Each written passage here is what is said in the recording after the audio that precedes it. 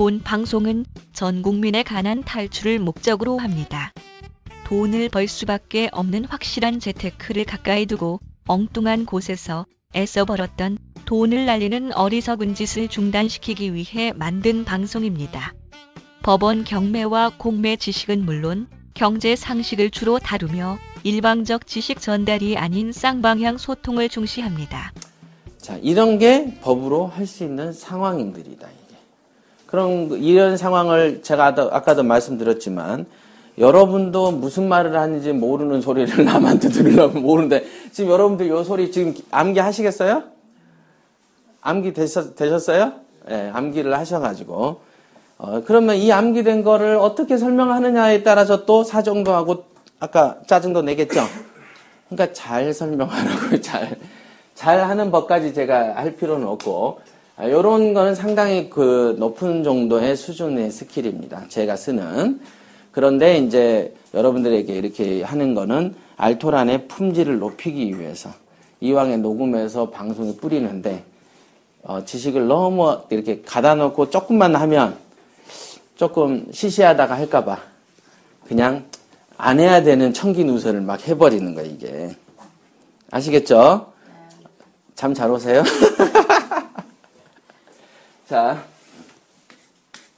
자, 이 기법을 또 이거를, 야, 너 그러면은 말이야, 어쩌가저쩌가지고 공탁 걸리면, 뭐 이렇게 저렇게 임대료 부당이득해서 가압류해가지고 소송해서 이제 막 순서도 헷갈리고 말도 잘 안 나오는 거, 대충 앞뒤로 막 어떻게 휘저어가지고 그냥 얘기를 하다가 보면 상대가 사정을 할까요? 짜증을 할까요?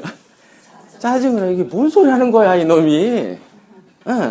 그러니까 알아듣게끔, 지금 이전하고 이거 내 집이잖아요. 공짜로 지금 사시는데 이 공짜에 대해서는 월세가 50 정도 생기니까 그 50만 원이든 100이든 200이든 나가실 때까지 그 돈은요, 내가 꼭 받아낼 겁니다. 그 돈 지금 보증금 받을 거 못 받고 계시잖아요. 요렇게 알아내서 설명을 하는 거죠.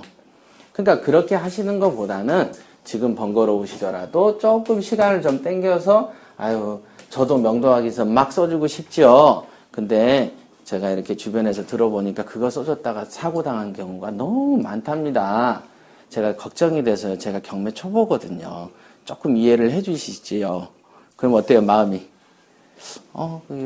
이게 짜증이 좀 날 듯 말 듯 한 정도로 이렇게. 어떠세요? 조금 누그러지죠? 그러면서, 그 말을 들은 남편은 그 와이프에게 이제 조금 과장되게, 야, 안 되면 우리가 좀 크게 당할 것 같아 라고 얘기를 해서, 합의를 도출해낸다, 이거예요. 그죠? 그렇게 만들어야 된다. 요게 일종의 매에 해당하고 일종의 위협의 도구로 쓴다는 거죠. 왜? 여기 이제 한 단계 더 나아가면 다른 표현이 있죠. 저는 이런 표현도 가끔 씁니다. 그러면 나가지 마십시오. 어차피 공실로 남겨놓고 세를 드리느니 이미 저는 잔금물 치름과 동시에 월세 계약이 돼버린 거하고 똑같은 효과죠. 그러니까 굳이 새로운 세입자를 드리려고 노력할 필요가 없다. 어차피 이런 절차는 저는 직원을 시켜서 법무사 시켜서 처리하면 되는 거니까 그냥 월세 계약하려고 부동산 중개 수수료도 안 나갔고 그냥 계속 사세요. 월세 계약된 걸로. 월 50으로. 그럼 어떻습니까? 여러분들이 명도 대상자야. 1번, 빨리 나가야 되겠다. 2번, 그래도 뭐 튕겨보지 뭐. 어떤 생각이 드세요? 1번이 된다. 나가야지. 무슨 50씩이야. 내가 지금 1000에 20인가 30에 살았는데 막 이런 소리도 또 나온단 말이에요. 그리고 또 내가 알기로는 45만 원인데 이 동네 시세가 그래도 나 자꾸 50이라고 자꾸 얘기하고 60이라고 얘기하면 이거 가지고 또 뭔 문제가 날 것 같아. 계속 비용이 증가될 것 같아. 나가고 싶어요. 나가고 싶어 할 때 뭘 터주면 되죠? 길을 터줘야 되는데 궁지에 몰아가지고 너무 위협을 하면 걔가 우리를 물 수가 있어. 그죠? 쥐도 도망갈 구멍을 뚫어놓고 몰아야 되는 거죠. 사람을 몰 때도 그렇게 하는 거예요. 그러니까 전에 그 용산 참사처럼 가다 놓고 뭔 짓을 했다가 사고가 나는 거예요. 도망갈 길을 터줘놓고 위협을 해야 위협의 가치가 있는 겁니다. 그죠? 그래서 도망갈 길을, 협상할 길을 터놓고 뭘 해야 돼, 항상. 그걸 뭐라고 합니까? 좋은 고상한 말로 한 라인을 개선해놓는 거죠. 옛날 미국하고 소련하고 3차 세계대전이 터지기 직전에 그때도 대통령끼리는 전화가 됐단 말이에요. 그러니까 본질적으로 지금 우리나라 남북관계가 있듯이 한 라인이 죽어 있어 버리면 싸움만 나고 전쟁만 나는 거예요. 맨날. 그죠? 그러니까 여러분하고 명도 대상자는 뭘 개선해놔라? 한 라인이 살아있어야 돼요. 어떻게 잘못 말을 해놓고 감정이 악화되면 전화해도 받아요, 안 받아요? 안 받습니다. 그럼 답답한 거는 본인들이 더 답답하다. 그죠? 그러니까 명도의 기본은 이건 적으로 보는 관계가 절대 돼서는 안 되죠. 그래서 첫 시간에부터 오늘 그 강의까지 이렇게 가만히 조합을 해서 여러 번 들어보시면, 여러 번 들어봐야 될까요? 한 번 들으면 될까요? 여러 번. 그잖아요. 우리가 그다지 똑똑한 머리들은 서로 아니기 때문에 수시로 많이 들어보고 이게 왜 이런가를 가만히 들어보면 조합이 딱 들어맞을 거예요. 이런 생각을 갖고 하면 이렇게 기법이 오고 한 라인을 왜 개설해야 되는지에 대해서 이게 살아있어야 경매는 왜 말이 90%인지에 대한 이치도 깨닫게 됩니다. 말이 90%다. 말. 그래서 말하는 법을 잘 모르면 항상 세상에 부딪히는 겁니다. 충돌을 하고 부딪히고 또 협상에 대한 카드가 본인이 몇 개 들고 있지 않으면은 협상이 안 되고 매번 충돌만 나오는 거예요. 그러니까 서로 이렇게 양보해라라고 하면 너무 추상적이잖아요. 뭘 어떻게 양보하라는 얘기냐. 이제 이런 얘기들을 고민하게 되는데 그러면서 이 말의 스킬이 늡니다. 그래야 큰 건을 하는 거예요.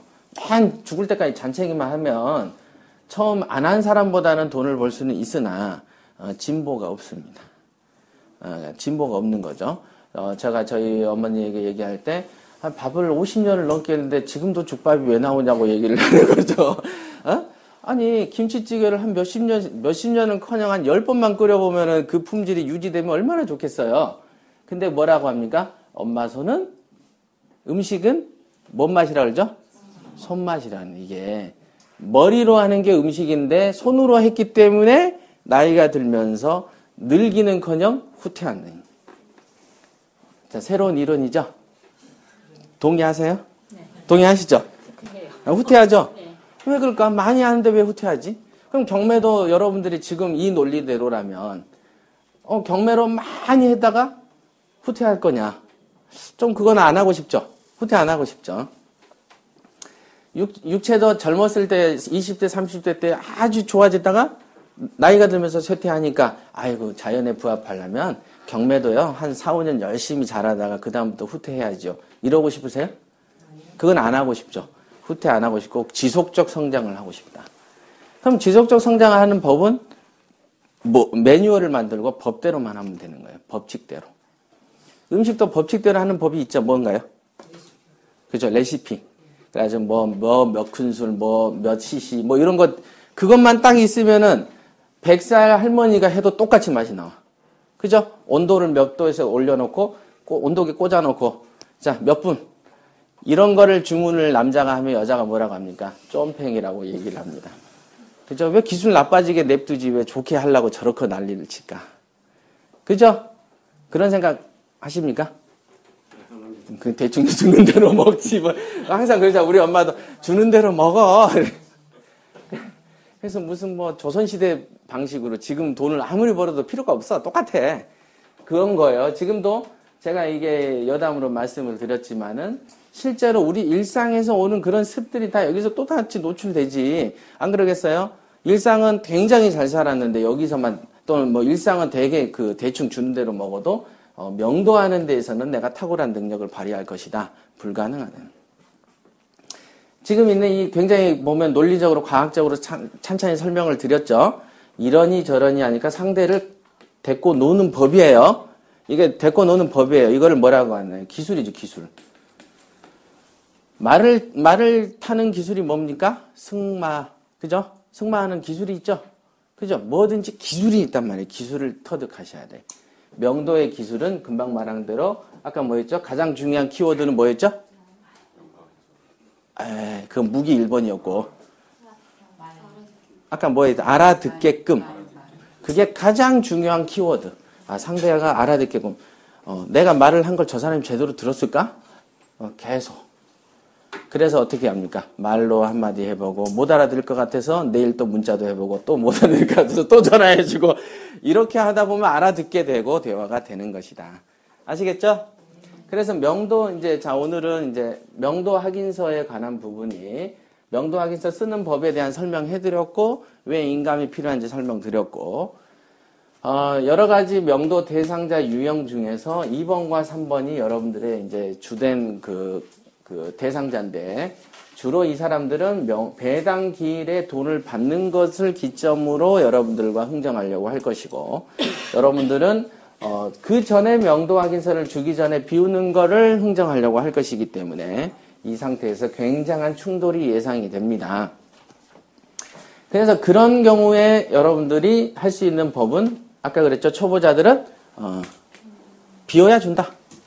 그렇지만 그러면 짜증과 사정이 올 것이니까 될 수 있으면 사정하게끔 법을 만드는데 대화를 알아서 듣게 하다가 안 되면 벌을 줘라. 매를 쓰는 법도 공탁이라는 이런 도구를 알려드렸고 이런 게 이제 무게예요. 이런 법을 잘 버무려서 결론을 뭘로 도출해라? 사정하게끔 만드시면 여러분들이 명도의 기술이 생기는 겁니다. 자, 질문 있으세요? 1번 설명하면 또 한참 걸리니까. 세입자가 있는데 명도 확인서를 그 전에 급한 일이 있어서 비워준다고 돈을 먼저 주는 수도 있나요? 아, 비워준다고. 배당은 안 받은 상태였는데 집주인이 낙찰자가 집주인이 먼저 주면 배당을 집주인이 받을 수도 있나요? 아, 그건 안 되죠. 예. 그럼 물론 이제 법률 관계로 뭐 채권 양도 양수 계약 같은 걸 해야 되겠죠. 뭐 채권 양도.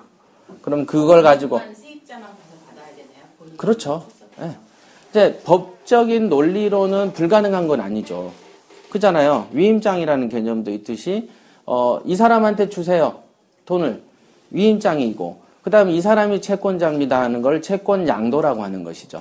그러니까 여러분들이 친구한테 1억을 받을 거 있는데 그 친구가 말하기를 야 쟤한테 받아라. 나 쟤한테 1억 받을 거 있어. 그걸 뭐라고 합니까? 채권 양도라고 합니다. 그런 채권 양도의 어떤 법칙에 따라서 진행해서 판사한테 그날 가서 채권 양도 받았다고 얘기를 하면 관련 서류 몇 개를 또 보완해라고 하겠죠. 판사 입장에서는 아까 입장 설명 들으셨죠? 뭐 아무 사건도 모르는 상태에서 와서 돈을 나눠주는 입장에서 조금 꽈져서 오면은 판사 입장에서는 야 공탁시켜 이렇게 얘기하지. 왜냐면 너무 많은 사람이 기다리고 있거든요. 아 다음에 이런 식으로 빼버리기가 쉽지. 제가 판사여도 그거를 제대로 받았어요? 채권 양도 양수 계약서 이런 건 굉장히 어렵죠. 현장에서 기대하기가. 공탁돼 있는 거는 아무 때나 찾을 수 있어요? 네, 서류 조건이 있어요. 공탁을 시킬 때 공탁 조건을 부여합니다. 그래서 이 사람이 뭐를 가져올 때 공탁소 입장에서도 서류에 적합하면 돈 내줘 버려야 되는 거죠. 이 돈이 왜 들어왔는지 어떤 성격인지 이해관계니 누군지 아무 관심이 없는 거예요. 그 사람들도 그냥 돈은 입금은 됐죠. 그 다음에 필요 서류 뭐를 누구가 갖춰왔을 때 준다라는 조건이 딱 정해져 있어. 그 조건만 부합하면 돈 내줘 버리면 되는 거예요. 그냥 은행처럼. 그죠? 은행은 그래도 신분증은 하긴 하죠. 근데 되게 기계적으로 하는 일들이기 때문에 가능하면 어떤 응용이라든지 법을 안 쓰는 게 좋습니다. 단순하게. 그 사람들은 협상가가 아니죠. 공무원들은 협상가가 아닙니다. 주어진 그대로만 가는 사람들이야. 그러니까 그 사람들을 우리가 답답해 하는 것이죠. 그러니까 그 사람을 상대할 때는 내가 그렇게 맞출 수밖에 없어요. 선생님, 공탁이랑 배당받는 기일에 배당받는 거랑 뭐가 차이가 있어요? 그 돈 받을 사람이 뭐 더 불리한가요, 공탁? 아니요, 받는 건 똑같아요.